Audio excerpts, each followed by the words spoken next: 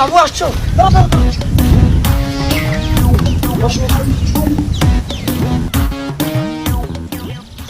বাবু জানো আমি তোমার জন্য নিজের হাতে রান্না করে নিয়ে আসছি।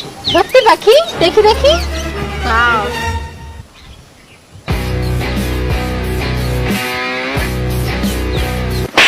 আমি তোর বয়ফ্রেন্ড না? আমি রান্না করে নিয়ে আইছি না? আমি খাওয়াবো এটা, তুই নিজের হাতে কিনলে খাবি। ফালা মুখেরটি ফালা, দে বাড়ি দে।